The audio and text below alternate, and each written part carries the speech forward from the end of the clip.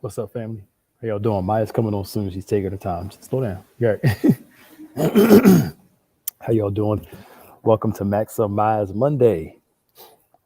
We are back, of course, and y'all come on in, join us, and please share at this time. You good now?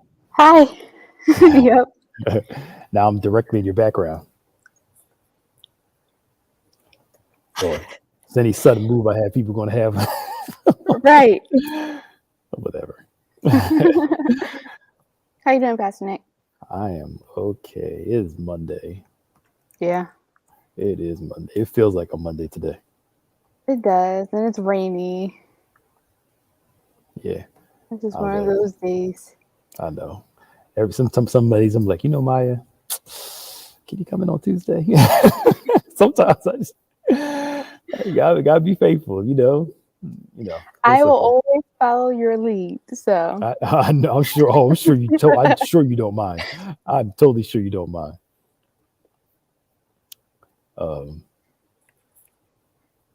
so y'all come on and share, uh, and let's rock and roll. We got shorter times because I got to be with my kids and everything like that. So how you doing, Maya? I'm doing good. Anything we need to Th- share with the th- people before we get started? no. Jesus. Well, God is good, greatly yes, to be he is. praised. Yes, he is. Y'all, I've been trying to get Maya to, hey, Lucretia, to sing with the group, but she's being rebellious. They need a soprano. So I really don't think that I'm a soprano. I think Emerge can use, you can use a soprano every now and then. What are you, a soprano alto? Or you're I like a don't contra? know. You're a contra? What's between a soprano and an alto? I don't know. I don't know either, but that's what But I am. but you may be able to do. I wish Bishop was here. He can tell you. You need to do first No. alto, second alto, third alto. I know they got first tenor, second tenor, third tenor, and bass, and yeah. I've heard you sing too, Pastor Nick, and you have a very nice singing voice. I have a great choir voice. Yeah, exactly. I'm sure Yeah, they could use some more tenors. not individual. When they rehearse, I got class and all that good I stuff. oh So, yeah, that's when I have social media too. oh, you're a liar. I'm not lying. It's a truth. Yeah, whatever. What's up, yo? Hey, Vanessa, how you doing? What's up? Whoever Hi. Facebook user is. Um, hey, Lucretia. What's up, Barbara? Hey, Denise. Y'all come on and share so we can get rock started. Don't forget. Oh, this Sunday, a wave announcement. It is Super Bowl Sunday. Hmm. So 10 times better women is starting a half hour early. Caroline, what's up? Um, uh, Starting a half hour early. The video will play at five. Well, discussion will start at 5. Video at 5:30. Post Hmm. discussion at 6. The game starts around 6:30. So we are out. So just for this Sunday, we're starting a half hour early. We can watch the Super Bowl. So y'all come on in and join us I this just Sunday. wanted to give a shout out to my favorite Pastor Smith, who's Facebook user. That's who Facebook user is. Oh, if we call her, ask her to pray for you. We need something. I'm sure she would do it.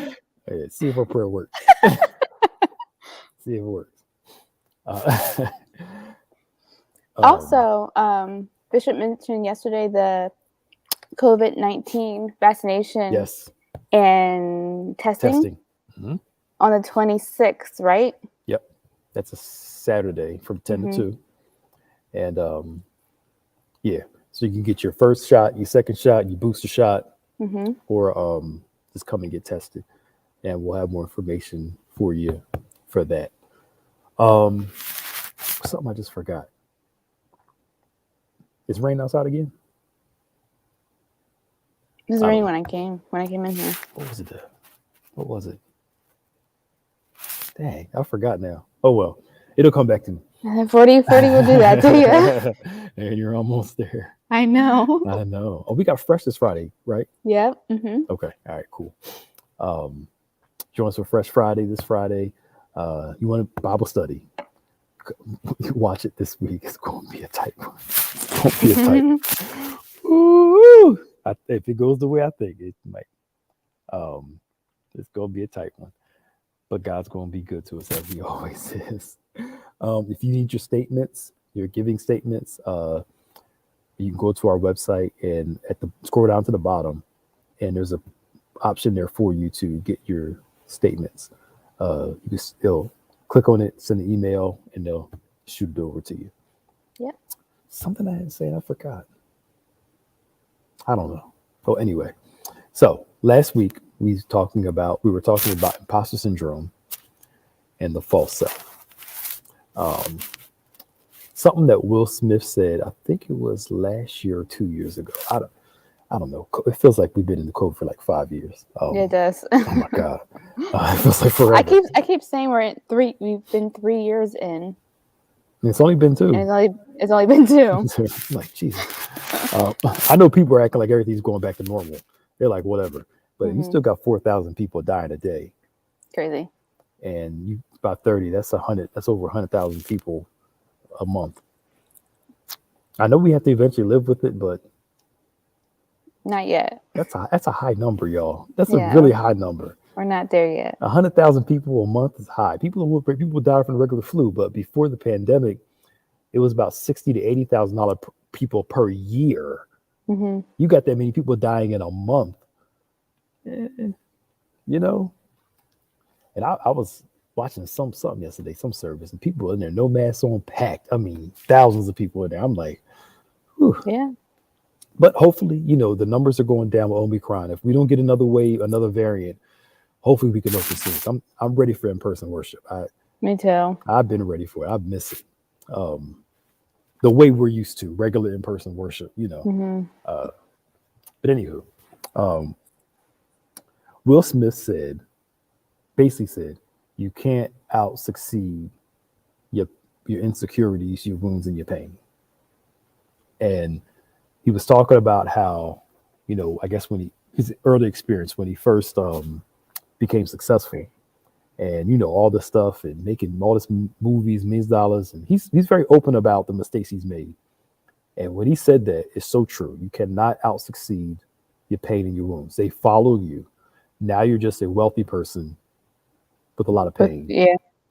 You're a social media famous with a whole lot of pain, or you're real famous. I'm sorry, I shouldn't say real famous for social media. Oh, goodness. Put this way, you actually know you're more in a more general scope. You're more famous than social media, like TV and stuff. But I think sometimes we get this false self where we start to become our successes rather than having them. Mm. And there's a huge difference where sometimes it's like me, I'll take me. I may be a pastor and a leader, and it may be who I am to a great degree, but it's not all of who I am. Because when I go home, I'm not a pastor. I'm me, I'm a father, I'm a husband, I'm me. And sometimes I know preachers that are like this. How can I say this nicely? They don't have an awareness of themselves outside of their calling. Mm. So their calling becomes everything to them. They become their gift rather than being a person who has a gift. Mm-hmm. The gift isn't flawed.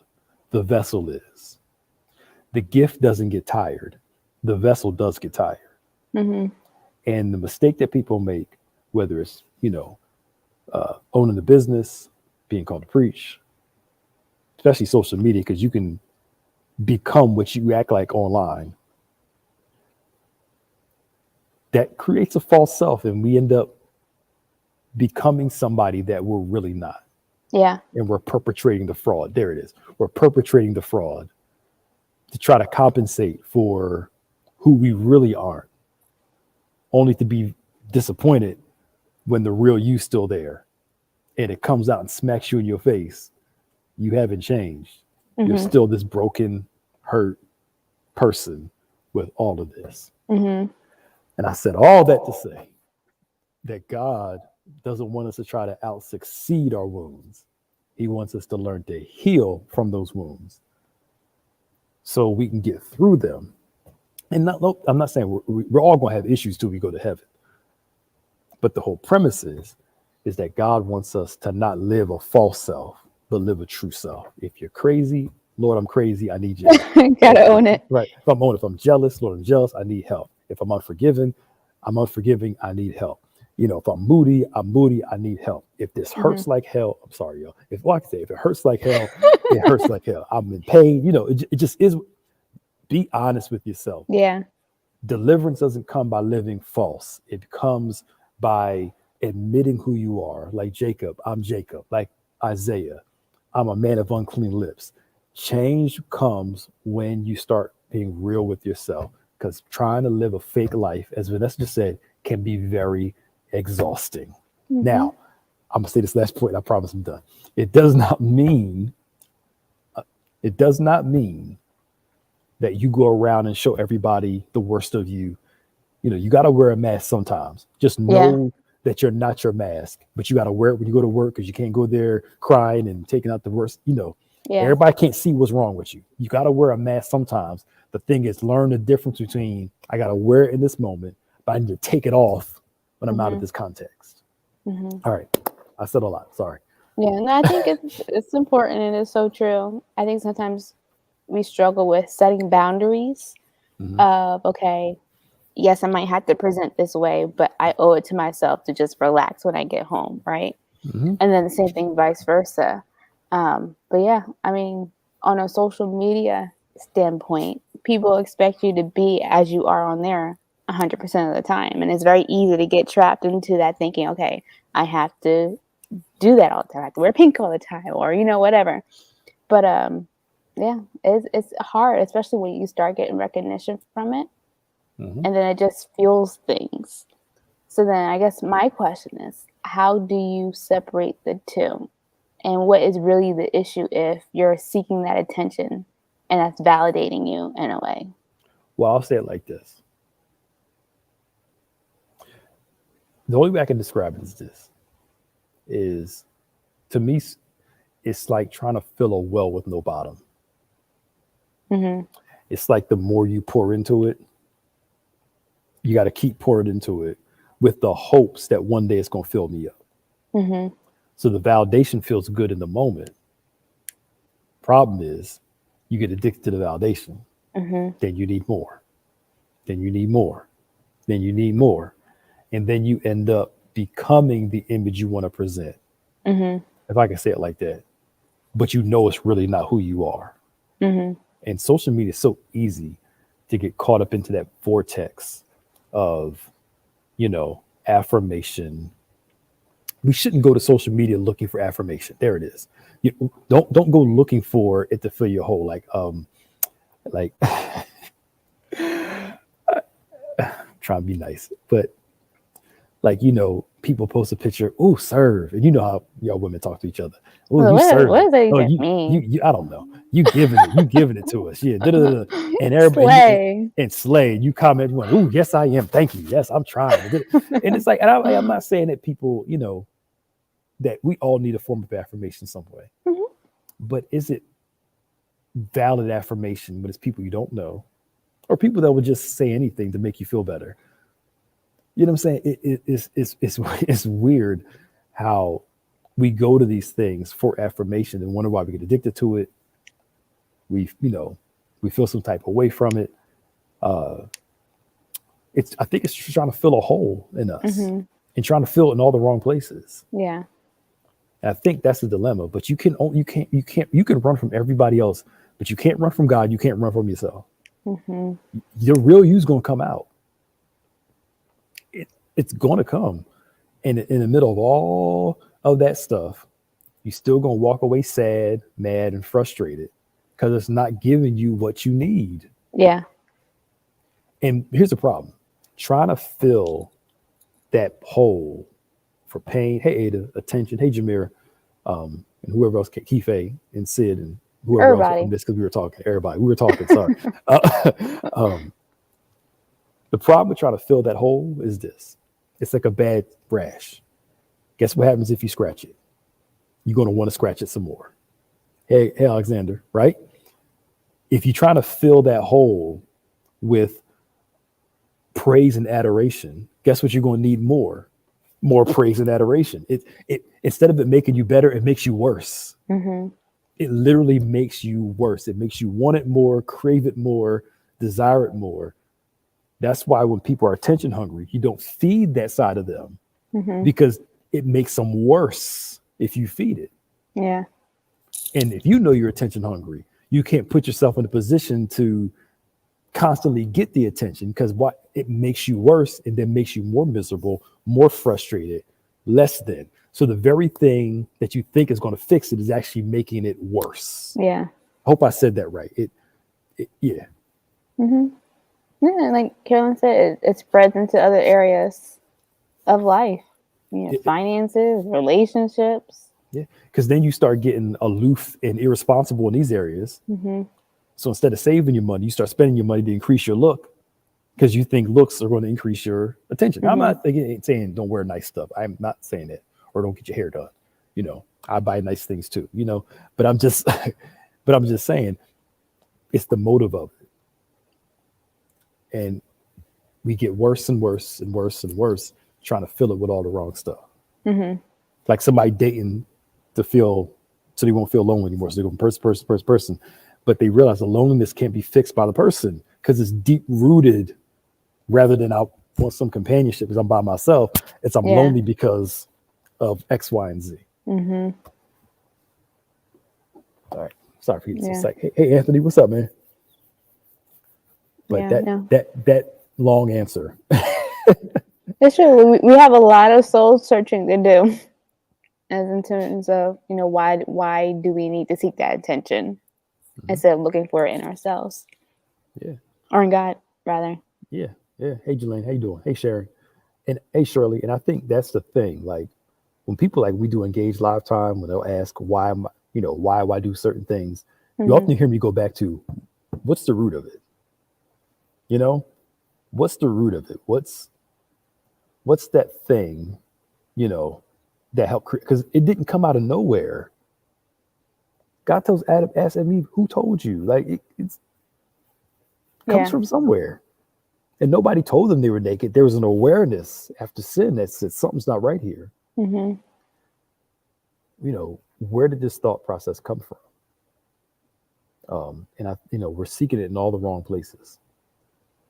Happiness, fulfillment, all the wrong places.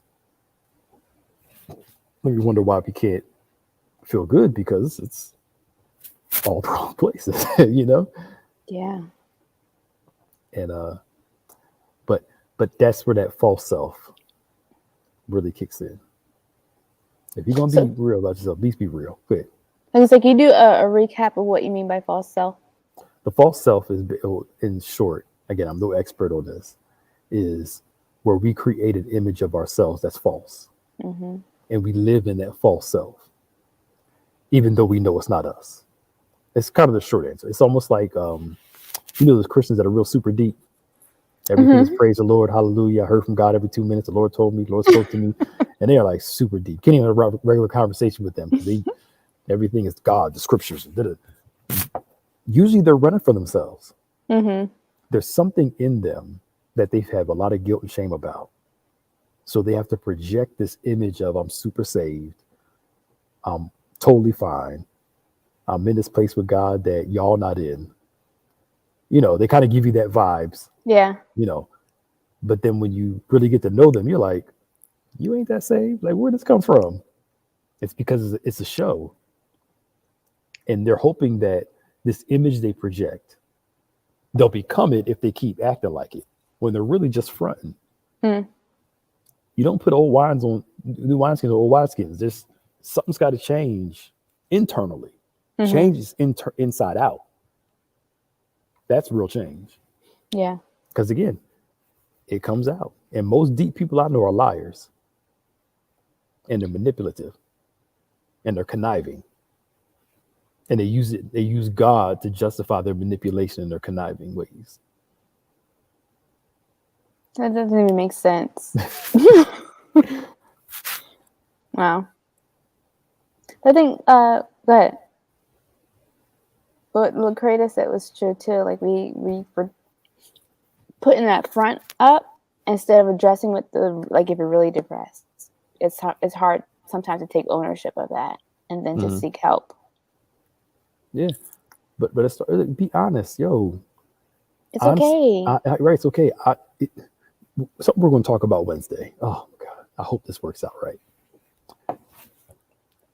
Being human means that you're going to live a life with struggles in it.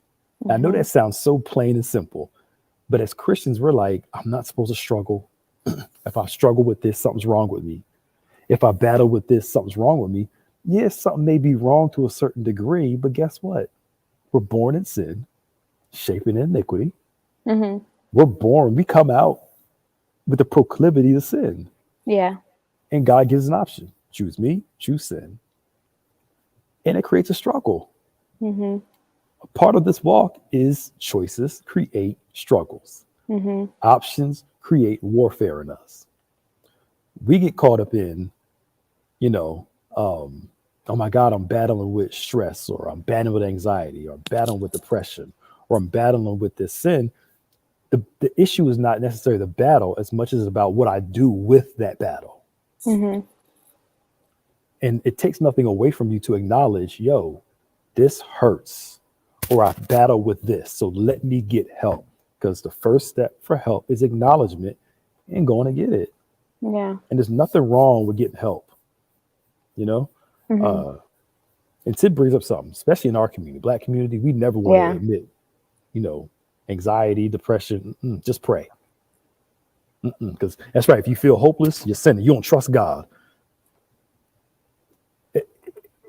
We're reductionist, and we reduce it to just trust God. And it's like, I am trusting God, but I'm having a hard time. Like, you know what I'm saying? And I'm sorry. We don't want to appear that we're weak. And I think there's that idea of being perfect, whatever that means. But I mean, if life was meant to be perfect, then we wouldn't need to have Jesus. So I think it's okay to say, yes, Jesus walks with me. Everything's gonna be okay, but I still need help through the process. Yeah. I mean, Jeremiah battled with depression, some form. Paul battled with anxiety. I mean, like, let's read the Bible for what it is, y'all. Let's stop reading it like, how can I say this? Again, this reductionist kind of thought process that fits a narrative that we never have any battles. But every major biblical character, they were battling with something.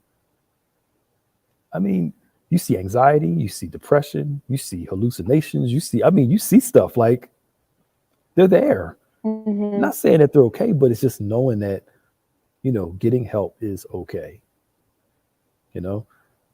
Please finish reading through Jeremiah. It's a wonderful book to read. It's reading it for what it is cool. I mean, even Jesus in the Garden of Gethsemane had a panic attack. We act like, oh, he was God, so he didn't feel it like that. No, he was also a human being too. So he felt the emotional pain of the experience.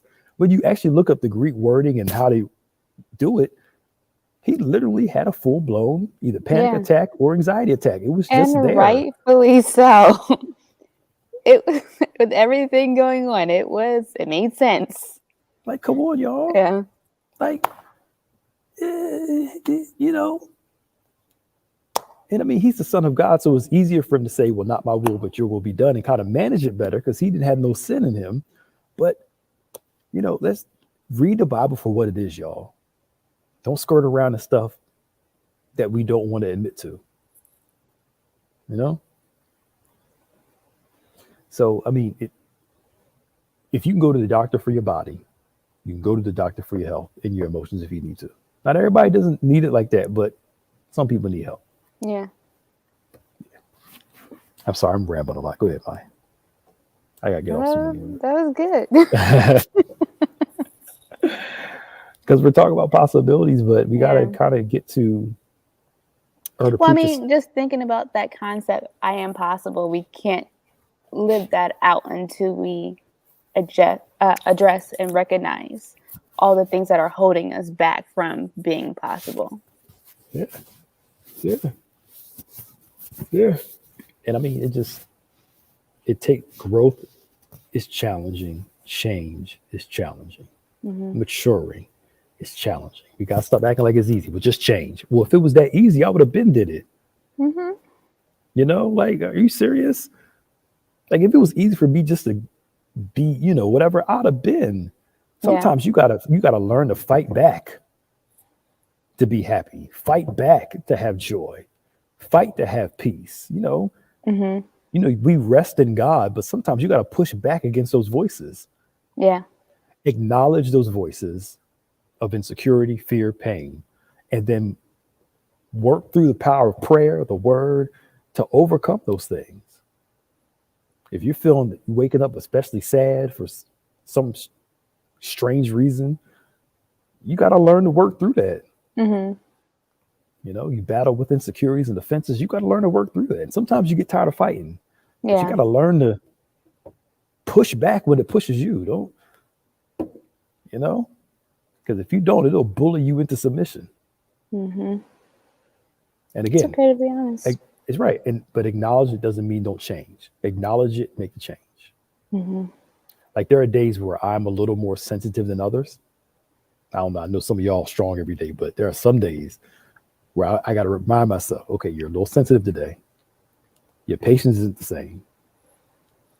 You know, your feelings may get hurt a little easier today. Be aware of that and learn to overcome that and conquer that feeling because it's real. And I don't know about y'all, but I have my moments where I have those days like that. You know, where it's just not emotionally, we're not clicking like we should. Yeah. Some days you walk out like you're strong as an ox. The next day you're light as a feather. It's just, you know what I mean? Nothing bothers you. Just pow, pow, pow, knocking everything off.